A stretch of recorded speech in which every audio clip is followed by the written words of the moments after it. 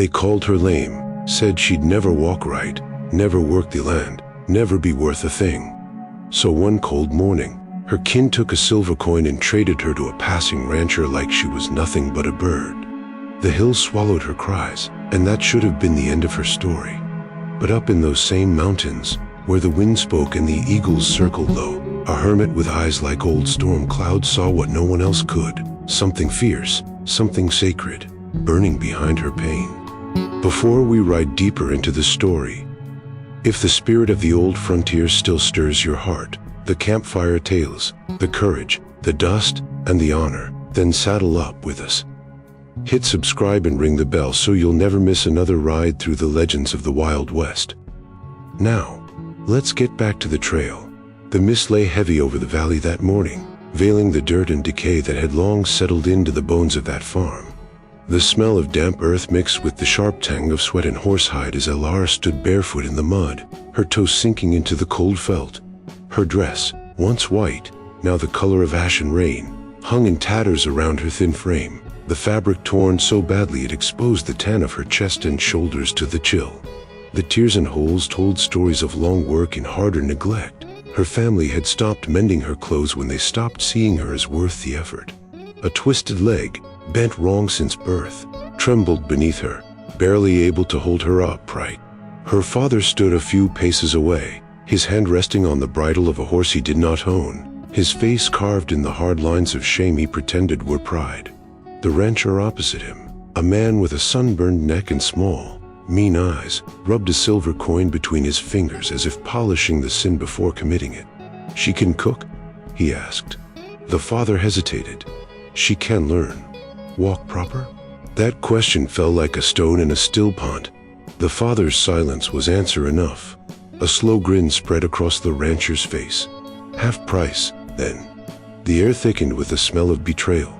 Elara stared at the ground, her tangled hair falling across her face, but her eyes, dark and steady, watched the boots before her.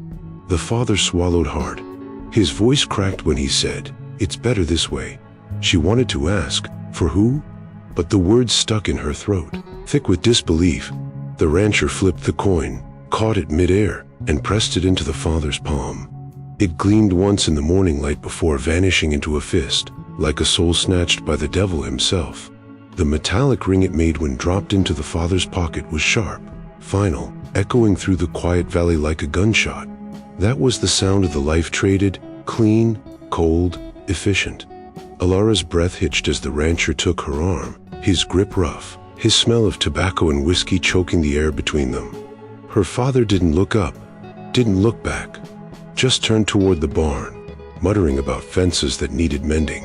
The wind shifted, lifting the hem of her ruined dress, and the mist seemed to close around her like a shroud. Somewhere, a crow crowed, low and hollow, as if the land had self-mourned her. She felt her heart harden beneath her ribs, a slow, burning weight of quiet fury. When the rancher tugged her forward toward the waiting wagon, she didn't cry. She only stared at the horizon, where the mist met the mountains, and swore to herself that one day, someone would remember the sound that silver coin made. The wagon groaned like an old animal as it rolled over the jagged plains, its wheels screaming against stone and dust. Elara sat in the back, her hands bound loosely with frayed rope, her torn white dress clinging to her like the memory of something pure that no longer belonged to her. The fabric, thin as paper, was riddled with holes, exposing the tan of her upper chest and shoulders to the merciless sun, which baked her skin until it burned. Her leg, her cursed, crooked leg, throbbed with each jolt of the wheels. She bit her lip until she tasted blood, but she would not cry. Behind her, the faint outline of her home blurred into the rising haze of dust and distance. She thought of her mother's silence that morning, of her father's stiff shoulders as he walked away, of her brother pretending to fix the fence so he wouldn't have to see her taken. Every one of them had turned their eyes from her, as if by not looking, they could forget the crime. The rancher spat tobacco juice over the side and cracked the reins, urging the mule forward. "Keep quiet back there," he barked without turning. His voice was coarse, sun-bleached, and cruel. She didn't answer. He laughed once, low and humorless, as if even her silence was something to mock. The wind caught her hair, whipping it across her face, tangling it with dirt and tears she refused to shed. She looked ahead at the endless stretch of road. No trees, no shade, no mercy. Just the horizon, far and sharp, like a blade cutting the world in two. The sound of the wagon filled the emptiness, wood creaking, wheels grinding, mule hoofs striking the earth in dull rhythm. In that sound, she heard the beat of time itself, slow, relentless, uncaring. Her legs spasmed, sending a sharp pain up her side, and she gritted her teeth. The rancher's shadow moved slightly as he turned to glance back. His eyes were small, mean, measuring. "You best pray you can work," he muttered. She met his gaze for the first time, her dark eyes hollow yet burning with something quiet and fierce. He looked away first. The sun climbed higher, painting everything in the same dead gold. Hours passed. The land gave no sign of water or life, only the hum of heat rising from the earth. In the distance, a lone buzzard circled lazily. Alara watched it until her vision blurred, until it was just a dark shape drifting between her and the sun. She thought of the coin, the sound it made, and swore to herself that it would never be the last word in her story. The wagon jolted again, throwing her forward. She steadied herself with trembling arms, lifted her head, and fixed her gaze on the faraway mountains, blue ghosts against the horizon. Somewhere out there, she told herself, something stronger than this road was waiting for her. The sky had turned the color of tarnished silver by the time the wagon began its climb into the mountains, a low growl of thunder rolling somewhere behind the peaks. The air grew colder, sharper, and the wind tore at Alara's torn white dress, making the frayed linen snap and flutter like a flag of surrender. The holes in the fabric exposed the sun-darkened skin of her chest and shoulders, the raw flesh beneath streaked with dust and sweat. She clutched the splintered edge of the wagon bed as it creaked and lurched over the rocky path, each jolt sending a shiver of agony up her twisted leg. The rancher muttered curses under his breath, snapping the reins again and again, his jaw tight with frustration as the mule struggled for footing. "Move, damn you," he growled, voice nearly lost in the rising wind. The trail narrowed to a cruel strip of dirt hugging the cliffside. One wrong move between survival and a 100-foot fall into the gully below. Alara felt the wagon tilt slightly, her heart pounding against her ribs.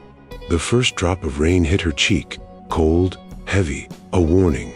Then another, then a torrent. The sky broke open, thunder cracking so close it made the mule rear in terror. The rancher yelped at the reins, shouting, but the animal's hoofs slipped on wet stone. The wagon jolted sideways with a shriek of metal and wood. Alara screamed without sound, her hands clawing for something, anything to hold. For a single heartbeat, the world hung suspended between balance and ruin. Then the wagon tipped. The crash was deafening, wood splintering, metal screeching, the thunder swallowing every human sound. Alara felt herself thrown into the air, the storm swallowing her cry, and then the world went black. When she came to, the rain had quieted to a steady hiss, whispering through the broken pines. The air smelled of wet earth and iron. Her head throbbed, her body ached, and her cursed leg, burned as though it were filled with fire. The wagon lay on its side a few yards away, one wheel still spinning lazily in the mud. The mule was gone. The rancher, she couldn't see him. Only the sound of water rushing below and the wind sighing through the rocks. She dragged herself forward, fingers sinking into the mud, nails clawing at roots and stone until she reached what had once been the trail. The rancher's hat lay near the edge, half soaked, its brim bent. Beyond it, nothing. The drops stretched endlessly into mist. She stared for a long moment, rain mixing with the blood that streamed from a gash on her thigh. Then she turned her gaze toward the dark line of forest that rose above the road, wild, uninviting, alive. The mountains loomed like silent judges, waiting. Alara wiped the rain from her face, tasting salt and dirt, and whispered through gritted teeth, "Not yet." Then she began to crawl toward the trees, leaving behind the shattered wagon and the man who'd bought her life for a silver coin. The forest had swallowed her whole by the time the first light broke through the storm clouds, painting the drenched pines in dull silver. Alara dragged herself through the mud and needles, her breath ragged, her body trembling with exhaustion. The rain had washed her blood into thin, crimson rivulets that streaked down her torn white dress, the once soft linen clinging to her skin like wet paper. The fabric was ripped from shoulder to hem, revealing the bronzed, dirt-streaked skin of her chest and arms. Every inch of her ached, but her leg was the worst, swollen, cut, and trembling under the weight of her will to live. The wind sighed through the trees, carrying with it the faint scent of smoke. She lifted her head weakly, following it like a prayer. Through the dripping branches, she saw it then, a crooked chimney, puffing a thin gray column into the dawn. A cabin, half swallowed by vines and thyme, sat beside a narrow creek, its walls dark with age and moss. Alara tried to call out, but her throat was raw, her voice lost to the storm. She stumbled forward, her good leg sinking deep into the soft earth, her hands clutching roots for balance.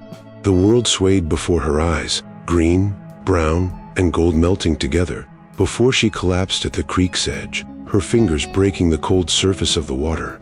Her vision dimmed, and the last thing she heard before the dark took her again was the low, distant howl of wolves. Inside the cabin, Jonah sat by the fire, mending an old snare with a slow precision of habit. He was a man carved from silence, tall, weathered, and gray at the temples, his eyes a storm of their own. He heard the wolves first, then the faint splash outside. He froze, listening. Years of solitude had taught him the forest's language, what belonged, what didn't. That sound didn't belong. He rose without hurry, grabbed the rifle leaning by the door, and stepped into the rain-soaked clearing. There, near the creek, lay the girl, half buried in mud, her torn dress clinging to her like a ghost. Her skin was cold to the touch, her pulse faint but steady. Jonah stared for a long moment, the lines of his face unreadable. Then, without a word, he slid his arms beneath her slight frame and lifted her as if she were made of glass. Her head fell against his chest, her tangled hair dripping against his coat. He could feel the tremor of life still flickering inside her, fragile but stubborn. As he carried her inside, the wolves cried again from the ridge, a sound of hunger, of endings. Jonah looked toward the sound, eyes narrowing. Not tonight, he muttered under his breath, his voice low and hoarse. The door creaked shut behind him, the firelight catching the rain on his shoulders as the forest fell silent once more. When Alara awoke, it was to the soft, uneven crackle of firelight painting the cabin walls in amber hues and the faint scent of pine smoke mingling with something bitter and green. Her body felt like stone, heavy and foreign, her skin raw beneath the rough wool blanket that covered her.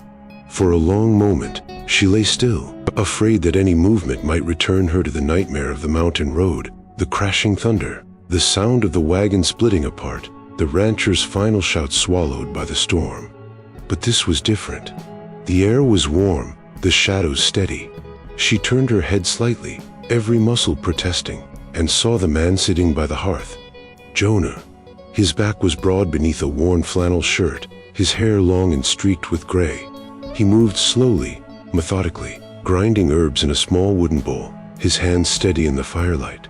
She watched him for a while, trying to place him in a story of her misfortune, but he fit nowhere. He wasn't the kind of man who came looking for things. He seemed carved from the mountain itself, quiet, enduring, indifferent. When he finally spoke, his voice was low, gravelly, like the sound of boots on dry earth. "You're awake." She tried to answer, but her throat was too dry. He handed her a thin cup of water. She sipped, wincing at the pain in her cracked lips. "Drink slow," he said, eyes never meeting hers. The fire snapped, throwing a brief light across her torn dress, and she saw the bandages wrapped around her leg, soaked through with herbs and earth. Beneath the blanket, the fabric of her dress clung to her skin, still the same light linen, shredded and stained, exposing the tan skin of her chest and shoulders. She felt the heat of the fire on her bare skin and turned slightly away, clutching the blanket closer. Jonah noticed but said nothing, only stirred the pot beside him where a strange, pungent steam rose. Days blurred after that. She drifted between sleep and waking, her dreams a haze of wolves and storms, her waking hours filled with the sound of Jonah moving about, mending, boiling, murmuring to the fire. He never asked her name, never told his. Once, she tried to thank him, her voice trembling from disuse, but he only shook his head. "Don't thank me," he said. "Just heal." His tone wasn't unkind, just distant, as if he were talking to someone he expected to leave soon. On the third morning, she tried to stand. The pain shot through her like lightning, her breath catching as her bad leg buckled. Jonah caught her before she fell. His grip was firm but careful, his eyes unreadable. "You'll need to walk again," he said quietly, guiding her back to the bed. "If you want to live." The words stung, not his cruelty, but his challenge. She met his gaze for the first time, saw the flicker of something in his eyes, sorrow, maybe, or memory, and whispered back, "Then I'll walk." The silence that followed was not empty. It was the beginning of something neither of them yet understood. If you've ridden this far with us, dip your hat and hit subscribe to keep the campfire burning. Every day, we bring another tale from the old frontier, of grit, loss, and the kind of courage the West was built on. Until next time, partner, keep your powder dry and your heart wide open to the horizon. The nights in the cabin grew long and heavy, thick with the kind of silence that only mountain air could hold. Alara slept fitfully on the narrow cot near the fire, her mind a tangle of fevered dreams and half-remembered sounds.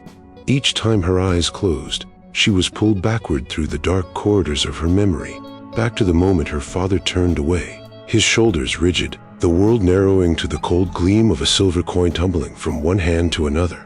The sound of it hitting the ground echoed endlessly in her head, sharp as thunder, cruel as laughter. In her dreams, she reached for him, her voice breaking, her body trembling, but he never turned. The mist rolled in around him until he was gone, leaving her standing barefoot in the mud, her torn white dress clinging to her skin, heavy with rain and rejection. When she jerked away, her breath came in ragged gasps, sweat beading along her collarbone, the tan skin of her shoulders glistening in the flickering firelight. Her leg throbbed beneath the rough bandages, and instinctively she pressed her hand against it, as if holding herself together by sheer force of will. The cabin's shadows shifted, and from the far corner Jonah stirred, his weathered face half lit by the dying flame.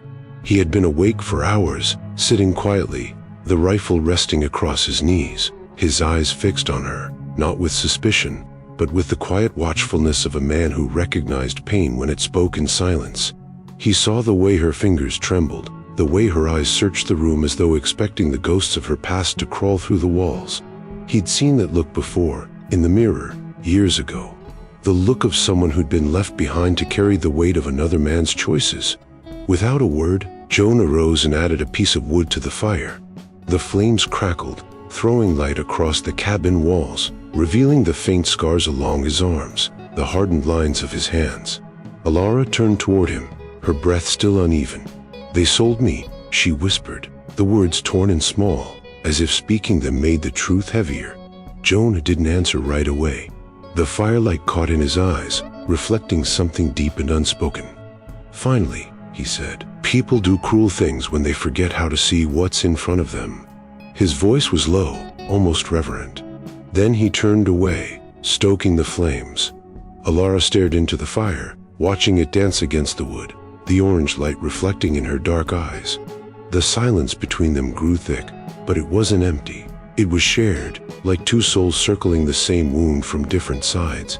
When she finally lay back down, the ghost of the silver coin still echoed in her ears, but the sound of the fire, steady and alive, began to drown it out, one heartbeat at a time. The morning came gray and cold, the mist crawling low between the pines as if the forest itself were testing her resolve. Jonah stood by the cabin door, his weathered coat buttoned against the chill, his eyes fixed on the rough ground that stretched out before them. "Come," he said simply, and Alara followed, her bare feet hesitating at the threshold. The air bit against her skin, the tattered linen of her white dress clinging to her body, torn edges fluttering in the breeze. The fabric was thin and stained, and every step made her painfully aware of how exposed she was, the rough mountain air brushing against the tan of her shoulders and the raw skin beneath the frayed holes of her sleeves. Jonah led her down toward a narrow clearing where stones jutted from the earth like the broken bones of giants. "You'll walk," he said, voice low but firm. "Not for me, for yourself." Alara's breath caught. Her bad leg trembled beneath her, still weak from weeks of rest. "It'll break again," she whispered. "Then we'll set it again," Jonah replied, eyes never leaving the horizon. The simplicity of it struck her harder than any cruelty could. He didn't pity her. He demanded something of her. The wind shifted, carrying the distant cry of an eagle, and Lalar took her first step onto the stones. Pain shot through her leg like fire. She faltered, catching herself on her hands, the sharp edge of a rock cutting into her palm. Blood welled, bright and thin. Jonah didn't move to help. He only said, "Again." She tried, and again, and again. Each time she fell, the mountain gave nothing, only the reminder that pain was part of its language. Her breath came in ragged bursts, her arms trembling, her hair clinging to her sweat-slicked face.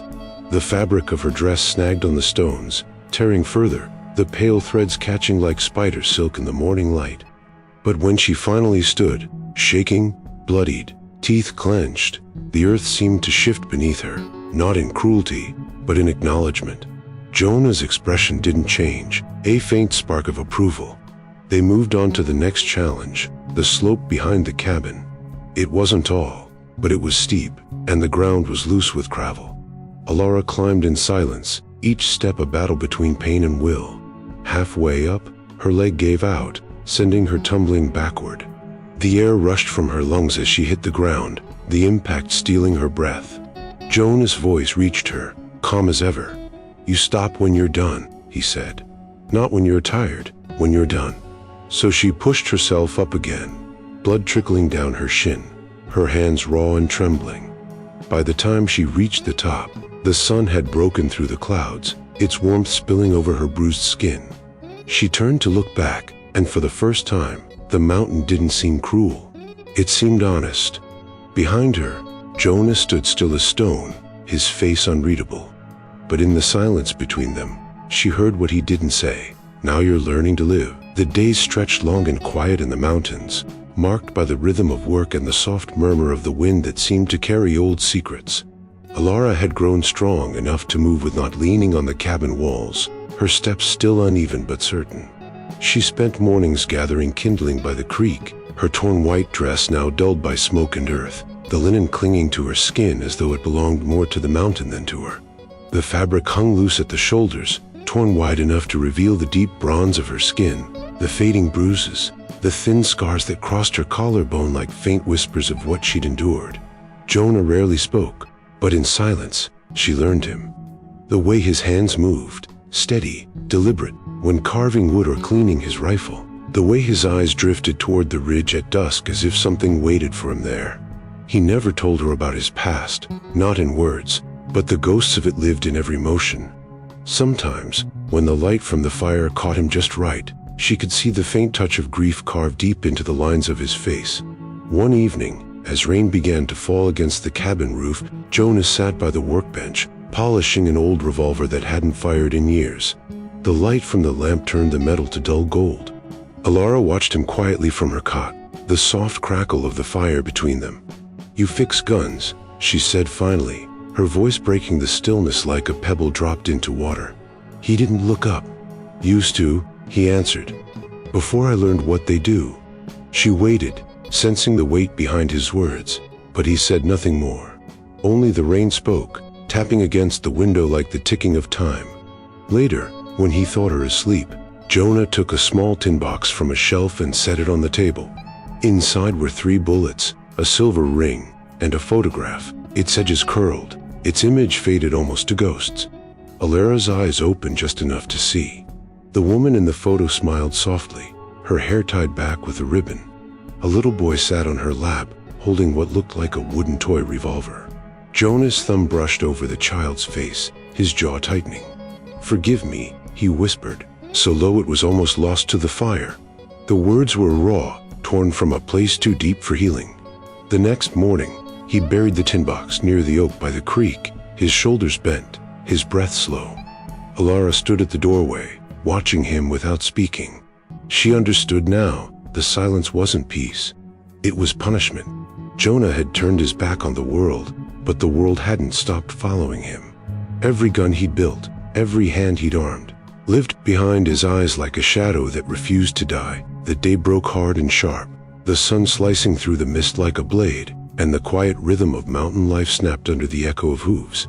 Jonah was splitting logs by the cabin when he heard it, A distant rumble rolling through the pines, not thunder, not storm, but men. He froze mid-swing, the axe suspended above the stump, listening. Alara, kneeling by the creek with her torn white dress clinging damp to her skin, looked up at once. The sound carried easily in the thin mountain air. Hooves, laughter, metal striking metal. Jonah's jaw tightened, his face turning to stone. "Inside," he said, the word low and sharp as a command. She obeyed, though something in his tone chilled her more than the morning air. Through the window, she saw them appear from the ridge, 5 men on horseback, dust rising like ghosts behind them.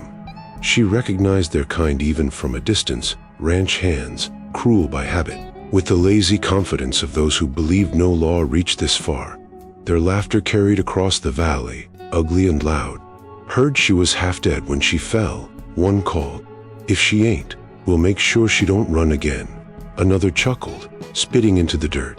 Jonah stood at the edge of the clearing, still as a tree, watching. His rifle leaned against the porch post, and though he didn't reach for it, the tension in his shoulders said he was ready. Alara crept closer, her breath shallow, her heart pounding.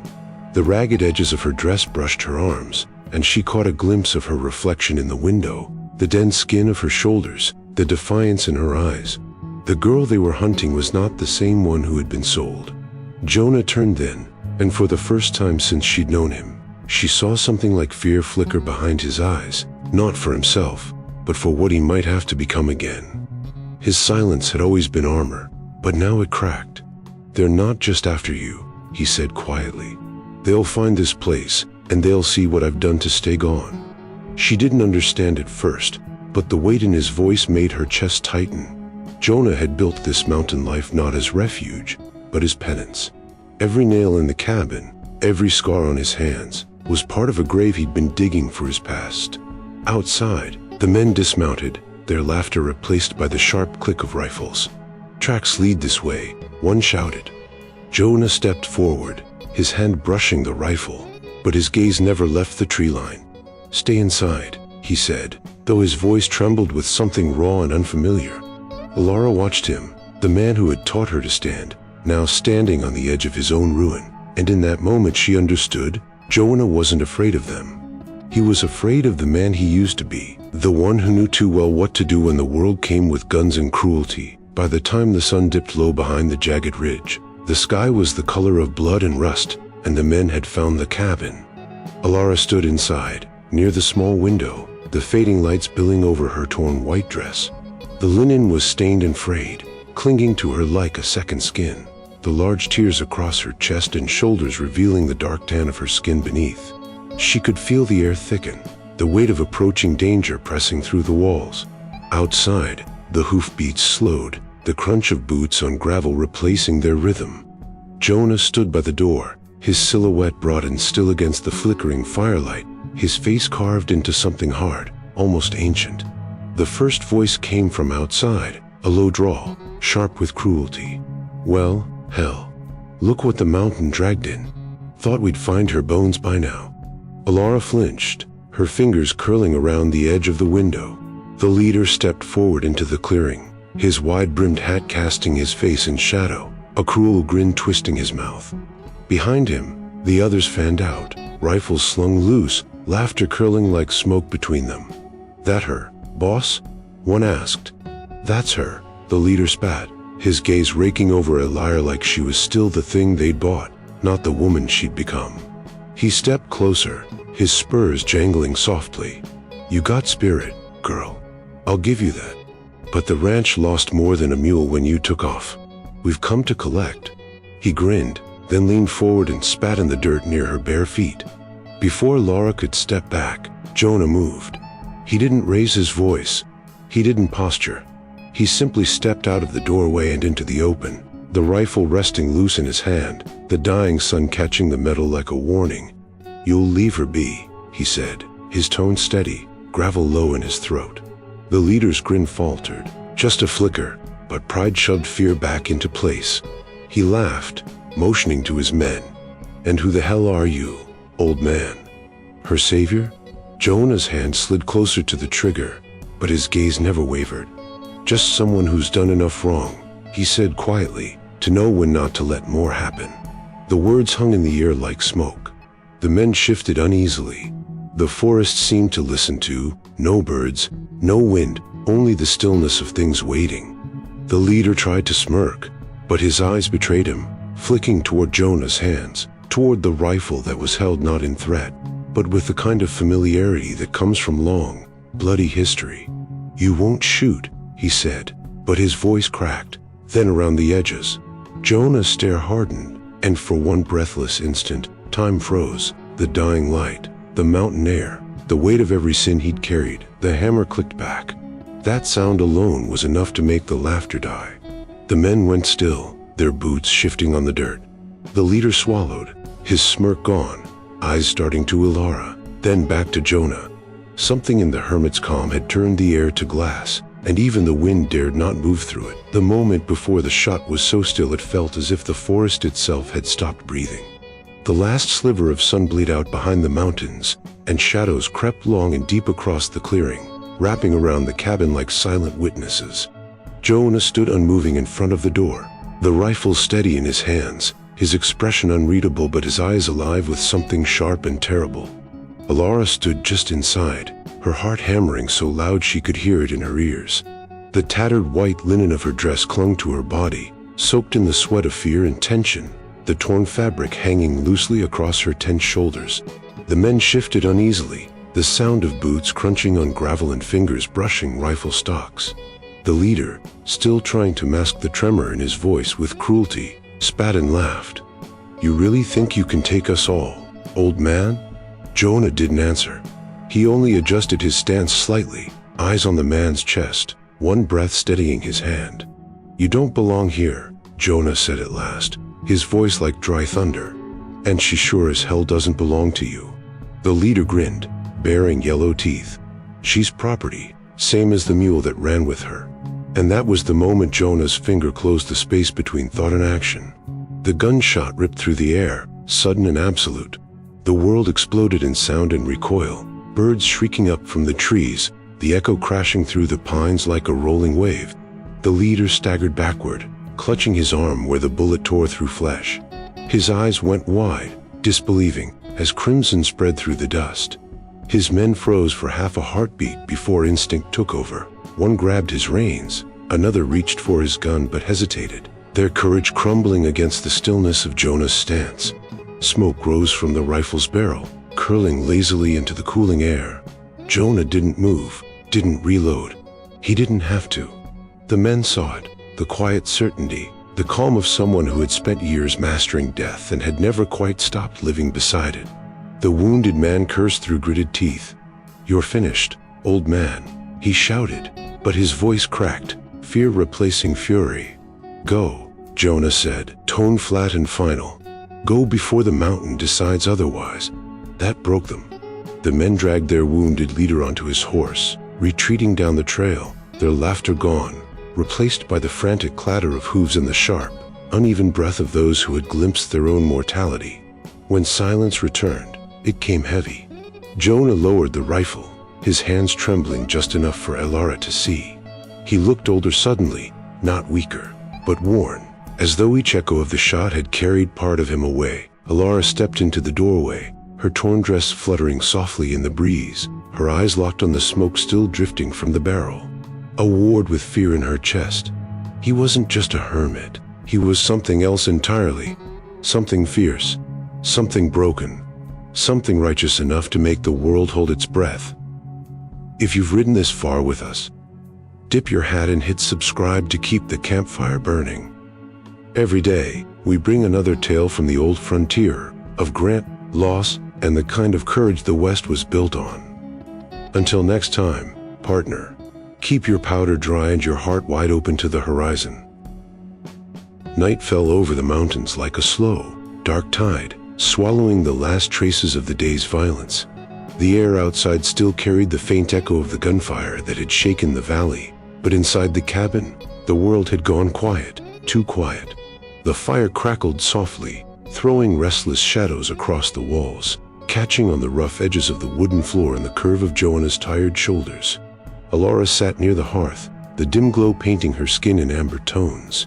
Her tattered white dress clung to her frame, still damp from the evening rain, the linen threadbare and torn, revealing the warm, tan skin of her upper chest and arms.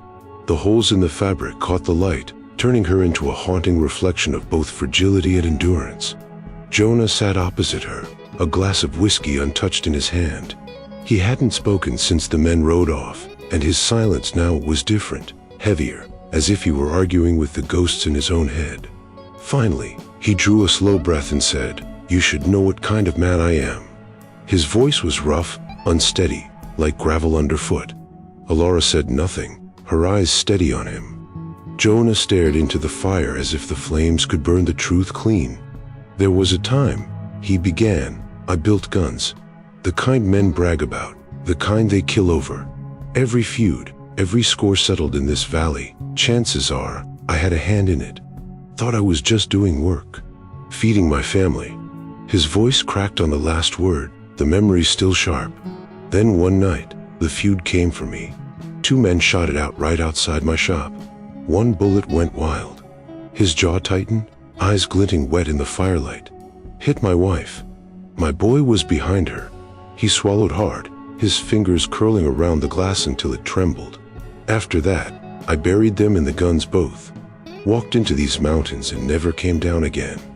The words hung between them like smoke, bitter, unrelating. The fire popped, sending sparks skittering across the floor. Alara's breath hitched, but she didn't look away. "And you thought you'd find peace here?" she asked softly. Jonah gave a hollow laugh. "I thought if I stayed quiet long enough, the dead might forget my name."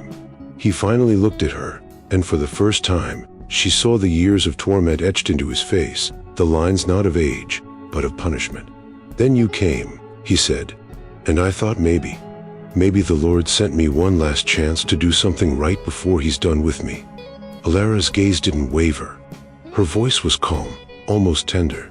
"You didn't find me by accident, Jonah." He blinked, confused, but she continued, her tone carrying something beyond belief, something certain.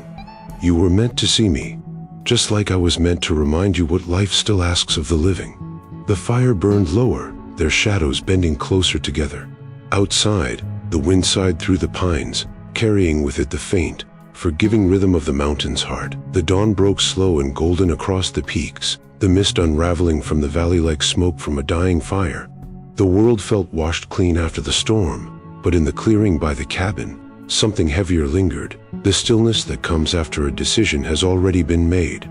Alara stood by the creek, her reflection trembling in the water, the ragged white linen of her dress clinging to her frame in the morning chill.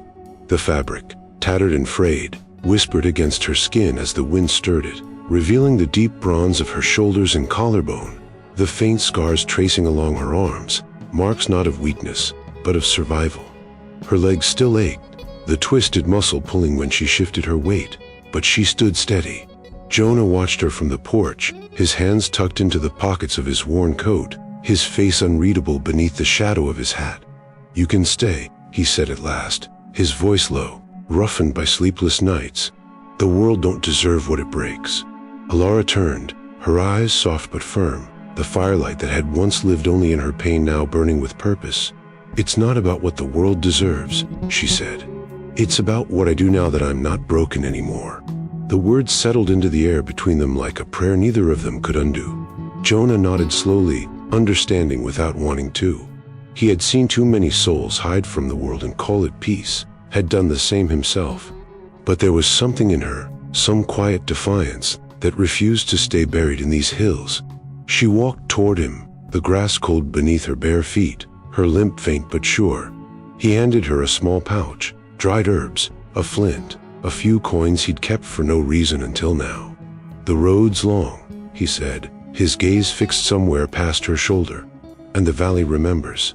Alara took the pouch, her fingers brushing his, rough skin against rougher skin, and for a heartbeat, neither spoke. Then she looked at him, really looked, and said softly, "The mountain taught me to remember too." She turned toward the trail, her figure framed by the pale light spilling over the ridge. The hem of her dress caught the breeze, fluttering like a wounded banner, but her posture was straight, proud, unyielding. Jonah watched her go, the limp in her gait rhythmic, almost defiant, each uneven step a declaration that she would never again be the girl sold for a silver coin. As she disappeared into the rising light, the forest seemed to breathe again. Jonah stayed where he was until the sound of her steps faded into the wind. Only then did he whisper, more to the mountains than himself, "Walk steady, girl." The sun climbed higher, washing the cabin in gold. Somewhere beyond the pines, her path waited, long, hard, and hers alone. The valley looked smaller than she remembered. The fields that once stretched wide and wild now lay half-fallowed, the fences leaning with age, the color of the earth dulled by years of neglect. Alara paused at the edge of the ridge, her breath catching as the old homestead came into view. The house slumped against the horizon like a memory that refused to die. The morning sun was harsh, revealing everything it touched: the rusted tools by the barn, the broken shutter swinging against the wind, the ghosts of a life she'd once begged to belong to. Her leg ached from the long journey, the muscles tight beneath the faded bandages, but she stood tall. The white linen of her dress hung in tatters around her, torn wide at the shoulders, exposing the tan skin of her arms and collarbone, the marks of hard days and harder nights etched into her like scripture. Dust coated her feet, and her hair, darker now, streaked with sun and grit, blew loose around her face. She looked like she had been carved from the very mountain that had saved her. As she crossed the yard, the old dog barked once, a low sound of confusion, then recognition. The front door creaked open, and her father stepped out. The years had not been kind to him. His back was bent, his hands trembling, his face weathered with regret he'd never spoken aloud. Behind him, her mother hovered in the doorway, eyes hollow, mouth parted as if caught between prayer and disbelief. "Alara?" Her father rasped, the word barely forming. She stopped a few paces from him, the distance between them heavy with everything left unsaid. "You don't look," he began, but his voice failed him. Her gaze met his, steady, unflinching. "Alive?" she said quietly. "I am." Her brother appeared behind their mother, taller now, his jaw set like their father's. The same look of discomfort flickered across his face, the same shame disguised as pride. "We thought you were dead," her mother whispered. "No," Alara said. "You hoped I was." The words hung in the air like a bell tolling through stillness. Her father's shoulders sagged. He looked down, the dirt at his feet suddenly more deserving of his eyes than she was. "We did what we had to," he murmured. "You were lame. You couldn't work?" She interrupted softly. "Walk, earn your keep?" She stepped closer, her limp slow but resolute. "You sold me for silver," she said, her tone neither angry nor cruel, just final. "But I found something you'll never own." Her voice dropped to a whisper, carrying more weight than any shout could. "My worth." For a long moment, no one spoke. Even the wind seemed to wait. Then she turned, her steps deliberate, the sunlight catching on the torn edges of her dress as she walked away.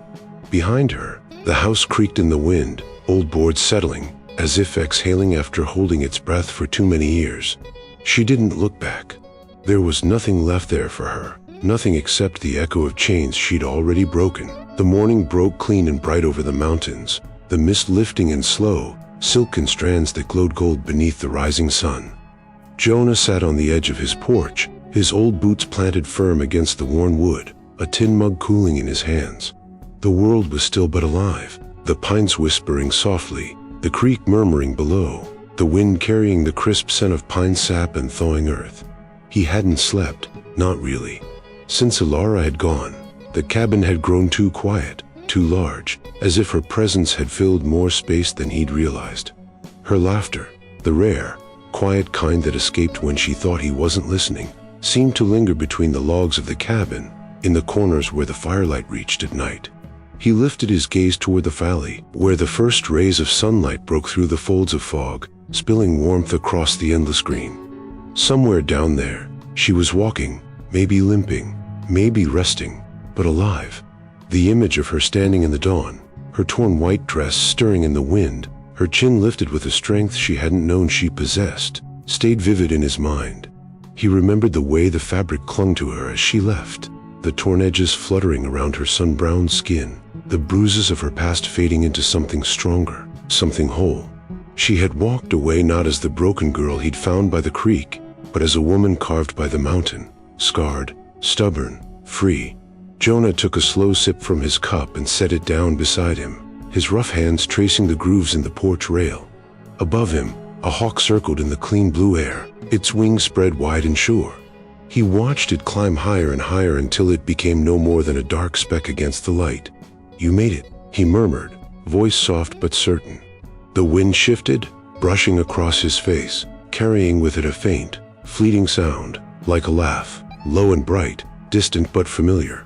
For a moment, he froze, listening, the corners of his mouth twitching into the smallest, truest smile he'd worn in years. "Reckon you did," he said, half to her, half to the wind. He leaned back, the sunlight spilling across his weathered face, warming the deep lines carved by grief and time. For the first time since he'd buried his past, the weight on his chest eased. The guilt, the sorrow, the long years of penance, they didn't vanish, but they no longer ruled him. The mountain, with its cruel lessons and quiet mercies, had given him what he didn't know he still needed: forgiveness. As the sun climbed higher, burning gold through the last shreds of mist, Jonah rose slowly to his feet, his shadow stretching long across the porch. The hawk dipped once, cutting through the light, and he followed it with his eyes, a faint, knowing smile on his lips. A new day had come, for the lost, for the found, and for those who'd learned that redemption doesn't come easy. But it comes all the same. If this story stirred a memory or two, saddle up with us again. Hit subscribe and help keep these old frontier tales alive. Out here, every name, every trail, every sunset still matters. So till we meet again, friend, keep your hat tipped to the past and your heart pointed west.